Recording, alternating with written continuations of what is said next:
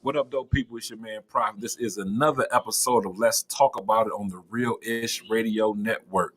And this evening, I got a special guest. I got an author coming out of New York, Christine Germain. What's happening? Welcome to Real Ish Radio Network. Hi, thank you for having me. It's a pleasure. Dope. But like I said, this podcast is called Let's Talk About It, and we like to give people their flowers while they still here. Like I said, most people in our culture, you know what I'm saying, we show each other love at our funerals or after something happens. So I want to celebrate the people while we still here. So that's the whole premise of this. So we just have a conversation, and we're going to dig into your life a little bit. Nothing too crazy. We just gonna talk about it. So first off, let's start off. How was life growing up in New York? Life was good. I grew up with my mom, my grandparents. I lived a fruitful life. I went to Catholic school my whole life. And yeah, I mean, that's pretty much it, born and raised Brooklyn, enjoyed, enjoyed, just enjoyed life with my family. That's cool. Now, being did the writing come early to you, or is it something that you just picked up as you got older? Well, the writing started with when I was younger. I would say about maybe 10 or 11. I wasn't a big reader, which was something that my mom was trying to push a lot. So what she would do is she would buy me books, and she would tell me that I would have to read them and write her a summary, maybe 3 pages before I can go out and play with my friends. Now, this is not something I really wanted to do, but I wanted to chill with my friends. So I said, I'm going to do this. And as I was writing these summaries for whatever I read, I just fell in love with writing. And on top of being a horror fan and watching movies, and I was super obsessed with like the Goosebumps series from R.L. Stine, it just got me into really wanting to write like short stories at that time. So you pretty much turned punishment to a passion. Yeah. Yeah. You never know where the inspiration is going to come from. No, not at all. It was very shocking to me, but I thank my mom all the time for doing that because she helps me a lot. That's definitely a dope thing. So, like I said, growing up in Brooklyn, now horror writing, I know that's more of a fantasy thing, it's fiction, but is there anything in your life that, like, you know what, that triggered you to write about certain characters in your book coming from New York City? Because it's a busy town. You see it's multicultural, a lot of things going on in the city. So is anything that you can, like, I pulled from seeing this that made me inspired me to write about that? Well, I lived kind of like you would say in a suburban type area. It was very quiet. It was family oriented. So I grew up with a bunch of kids, and we would just hang out.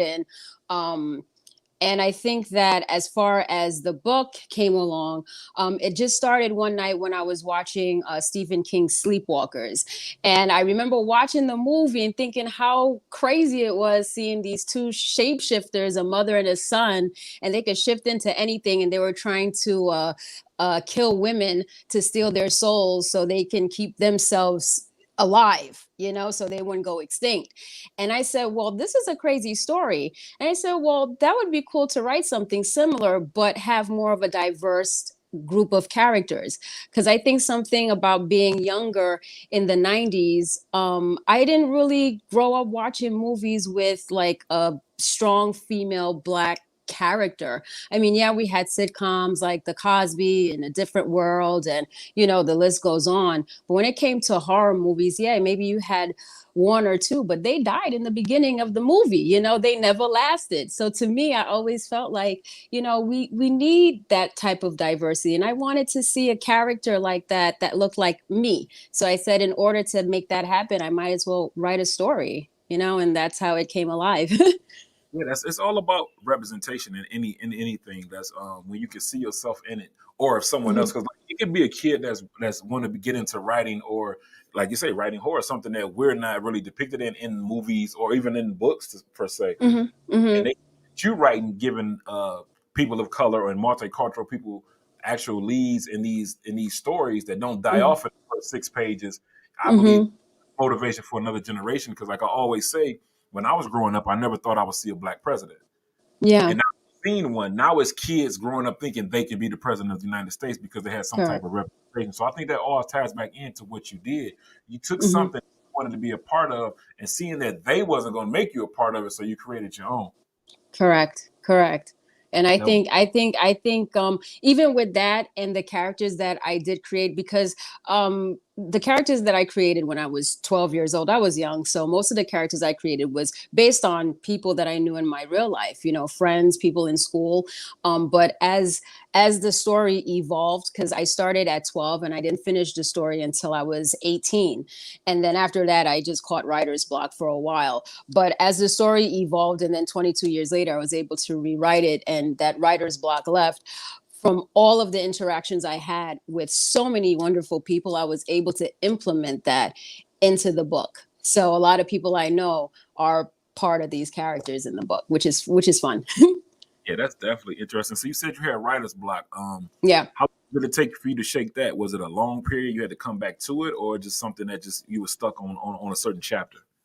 It was a long period. When I started at 12, the whole concept of the book was that it was two brothers that were after a girl to steal her soul to resurrect their demonic father. So I felt like there was a missing piece, because to me, it was like, okay, well, they had to resurrect their father at a church, but what were they going to use to resurrect them? And I said, stealing a girl's soul, super cliche. It's always been used in horror movies. I said, I got to come up with something else, because this is like boring. So at 18, when I finished the story, I still had that missing link, and I wanted to rewrite it, but I couldn't think of what was that missing part. So I just said, you know what, I'm just gonna put it away. Hopefully it comes back to me in a few years, which it didn't. I had that notebook stashed away from 1999 to, I would say, 2011.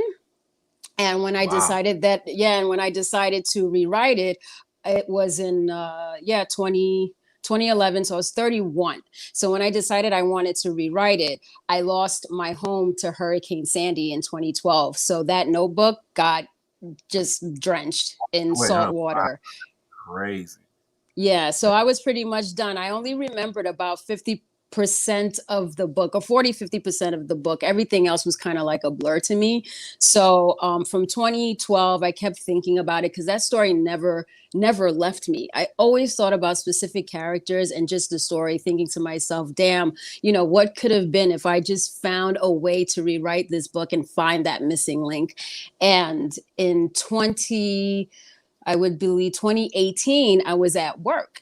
And all of a sudden, I thought to myself, I really want to write this book right now while I'm at work. And I said, is there any way I can try to maybe find a writing platform or something that I can start writing like a draft of it? And I did. I found a writer's platform called Wattpad, and I started writing my first draft into chapters. So every week I would post it. I started building an audience. I met so many different people, like writers that also posted stories, and I built up about maybe over 100 people that started reading the book, and I just kept writing it and writing and writing till I finished it. And I rewrote the book online.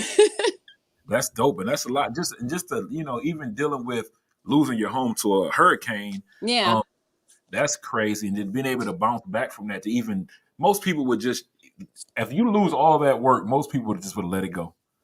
You know, Yeah, I didn't want to. I just didn't want to, because I loved it so much. I mean, it was amateurish in the beginning when I first read it, because I was 12, so it was fun, but it wasn't really a real novel. It was a short story. But when I went back into it, I started taking notes. I bought a notebook, and I started, just ideas just kept coming, and I don't know where they were coming from. I said, I don't even know what this is, what's going on. I said, this got to be God giving me back my path after all these years. Just I don't know. I crazy. feel blessed. 12 years old to going through a hurricane, losing the book, and then having the motivation and just the drive to rewrite it. That just speaks to your character itself, and that's pretty dope. That's a story in itself. Just talking about writing the book. Yeah. That is Yeah. that's definitely dope. We're gonna take a quick break, and we'll be right back. This episode of Let's Talk About It is powered by the Brothers Curse Saga, horror novel by author Christine Germain. The book is available for purchase in digital and physical form on Amazon.com. Just search the Brothers Curse Saga to get your copy today. Now back to the podcast. Yeah, so definitely like I say, I'm impressed by just the motivation to be able to bring it back and Hmm. to complete the book. So now that you got the book written, Hmm. how did you go about putting it out? Did you go through a publishing house? Did you do it independently? Originally, my plan was to sign up with a self-publishing company, which is what I did. I had called them and I discussed, how I wanted to publish it, and I inquired on, what was part of the package that they had, and everything seemed to be going well. And I just let them know I have to revise the book, because at the time after I finished writing the first book, I actually went on to write book two, and I finished it in 6 months, and then got ideas and went on to book three. So I actually wrote three books in 2 years, and then I decided to go back, revise this book, and self-publish it with this company.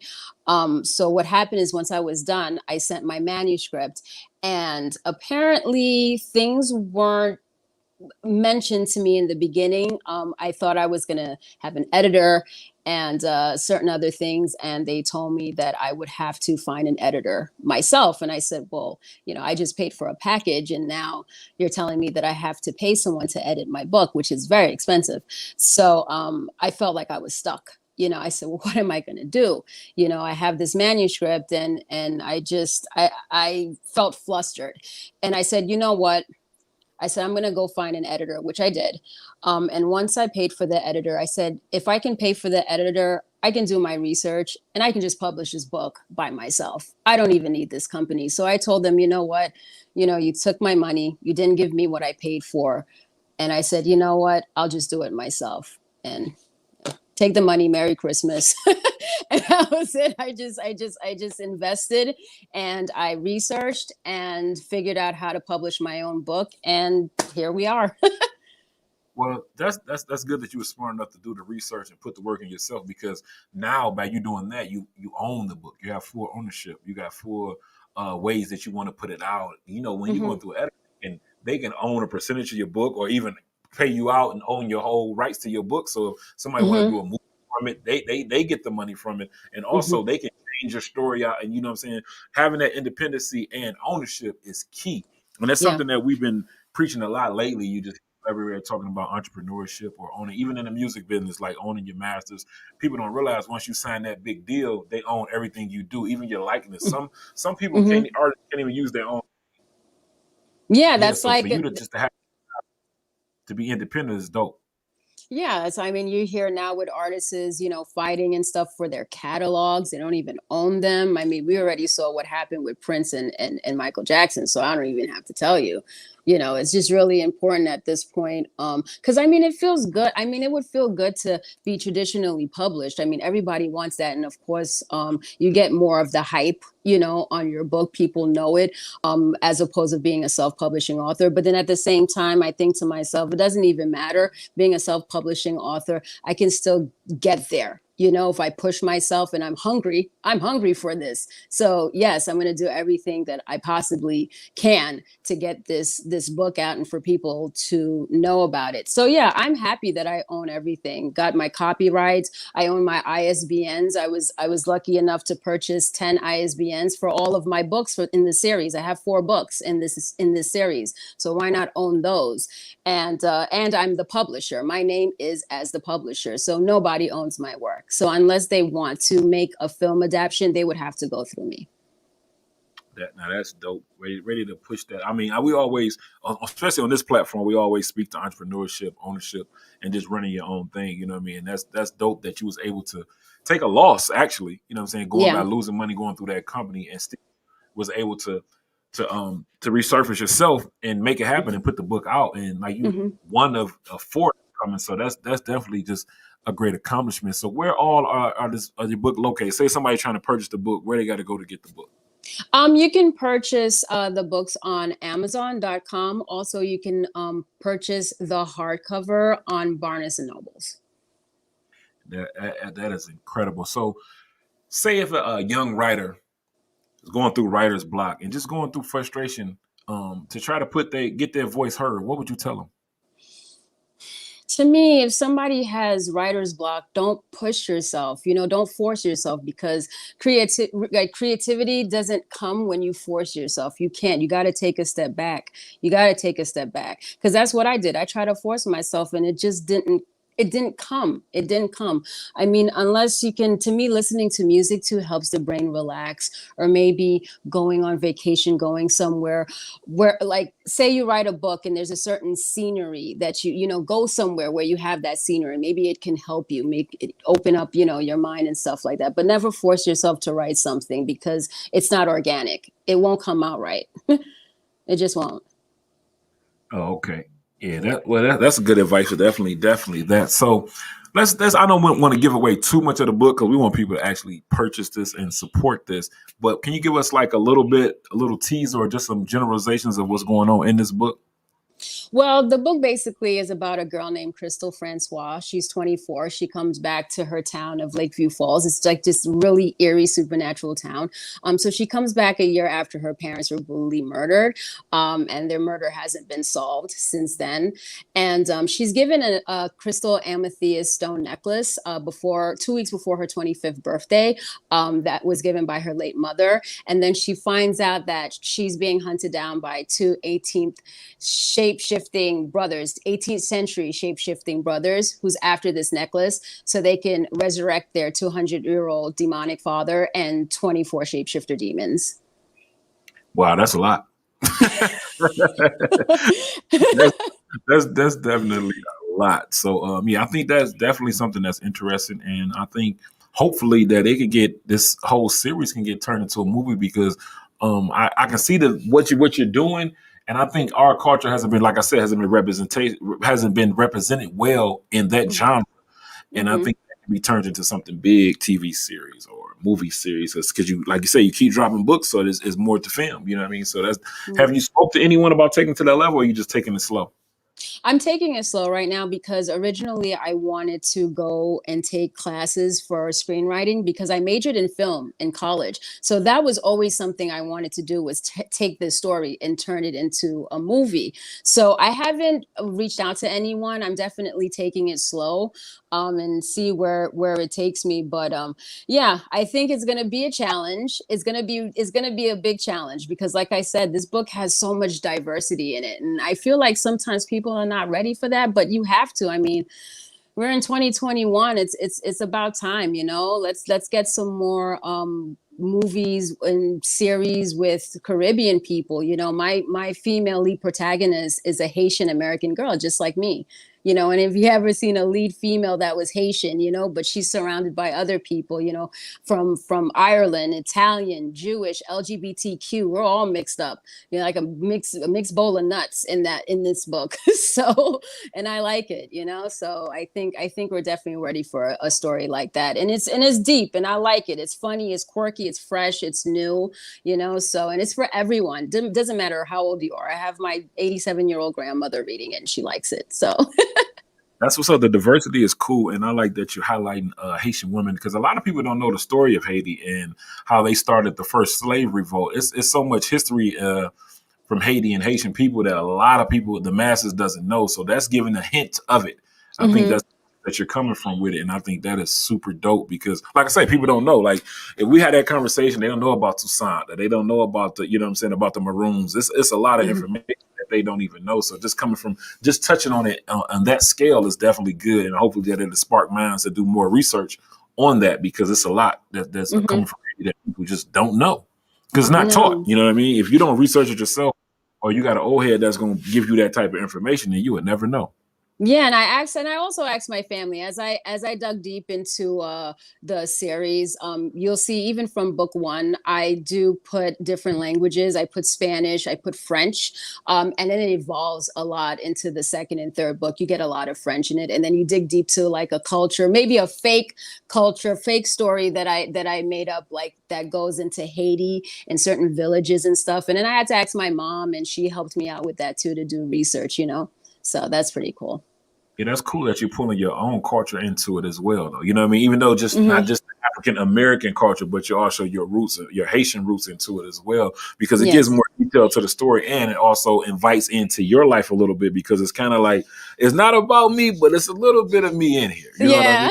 Yeah. Just a I think teeny. that's I think that's definitely a dope concept, and I appreciate that you putting that out there, especially for like young black girls to see. I mean, like you say, it's for everybody. But I'm a girl Hmm. dad. I got two girls, so I would love that my daughters would see somebody like them doing something like that. You know what I mean? It's Of motivation. course. Like I say, it's all Yeah, about representation. So just it for that, is. I think that's just incredible. Yes, yes, yes. Definitely. So if anybody wanted to reach out to you, why don't you run off your information, your IG, if you're on Snap, if you're on your website, Twitter, so people can get in contact with you and get that book. Well, for Twitter, I am CJ Rowe. That's CJREAU in caps. I'm also on IG. My name is Abs 2 Fit Coco. That's ABS 2 FITCOCOA. And also, I am selling my books, print paperback copies right now. If you would like an autograph, you can purchase that through Zelle or Cash App if you DM me on my Instagram page. So, So abs to fit Coco. That doesn't yes, fit. that's, yeah, Yeah, that that's another doesn't fit story. the author moniker. Where did that username come from? Well, originally the page was my fitness page because I did kickboxing. Originally, I wanted to do bodybuilding before I got my mojo back with writing. So I became a super health nut, and I was posting a bunch of videos and pictures of my journey of being a kickboxer and just gaining abs. So that's what I gave the name I gave myself. But then when the writing came, once you scroll up, you'll see my books, but you'll see a lot of abs and workout videos on the bottom. So I kept it as Abs to Fit Coco because everybody knows me. But when you go on my page, you'll see that I put Christine M. Germain and that I'm an author. But yeah, I just kept Abs to Fit Coco because now everybody knows me like that. So I just No, leave that's cool. I was always curious about it. I said, you know what, I'm gonna wait until we get on the podcast and we can talk about it because I was curious. it. That doesn't fit the horror It novel doesn't. at all. So I was pretty curious about that. But like I said, we don't want to take up too much of your time, but I definitely want to sit down and kick it with you and highlight what you did and what you're doing because I think it's a great thing. And I think we should always celebrate our people doing great things. And I think to be able to even complete a book, that's one thing. That's one step. But to Yeah. actually be able to self-publish it yourself and independently and own it and put it out, that's great. Like I say, it's great for everybody. Like you said, it's a multicultural cast of characters in the book, but Hmm. just me, we like to highlight. Like I said, I'm a girl dad, so when I see a black Yeah. woman doing something, I definitely want to highlight that. Even though we have men on the show as well, but I just like Hmm. get the flowers of what, like I say, where you can receive them, and I just appreciate you taking Absolutely. out your time. And we want everybody, all my people, if you're listening to this, go to Amazon.com and search the Brothers Saga Curse. I'm sorry, the Brothers It's Curse Saga. okay. Yeah, and you know what I'm saying? You can download the Kindle version or you can get a hard copy. So it's different options, whatever type of if you're a reader. And if you're not a reader, copy, you might want to get into read. Reading is still fundamental in 2021. Absolutely. Absolutely. And you know what? It's not, I wouldn't say it's an easy read, but once you start, you won't stop because I'm the type of reader that it's hard for me to engage in certain type of literary books. So to me, I wrote a book that once you read it, you want to keep going because I'm very tricky with this book that you want to find out what happens in the next chapter. So I really do hope that people take a chance and read this book because you ain't gonna regret it. It's cool. I love it. It's fun. That's what's up. That's what's up. Man. Definitely appreciate you stopping by. Thank And like I said, you. anybody, all my people, if y'all readers or not, go check it out. You know what I'm saying? At least go to Amazon and skim through the preview that they give you. The preview might intrigue you to purchase, man. Support this black owned business and this author that's doing her thing. And Thank like you. always, Follow me on Instagram at Privacy313 or at Realish Radio. And if you're watching this on Facebook, make sure you like, comment, and share it. If you're watching it on YouTube, make sure you like, comment, share, and also hit subscribe and click the notification bell so you can get an alert every time we drop. And the audio version of this conversation will be on all digital platforms this weekend: Spotify, iHeart, Apple Podcasts, Google Podcasts, anywhere you can find podcasts. And of course, on the Real Ish Radio app with free download at realishradiooapp.com. Works on iOS, works on Android, even works on your desktop. So you can have our app on your computer if you would like, and you have all our stuff. We got all the audios. We're now adding video to us. You can watch some of our videos from YouTube, and you can also buy merch. We got the I Support Realish Radio merch. You can click on the app and grab that. So, like always, to my guest, Christine, I appreciate you taking out this time. Thank you so much for having me. Sure, anytime, man. When you drop the next one, we got to come back and talk about part two. Absolutely, yes. So, all my people out there, make sure you go out and support. This has been Let's Talk About It on the Real Ish Radio Network.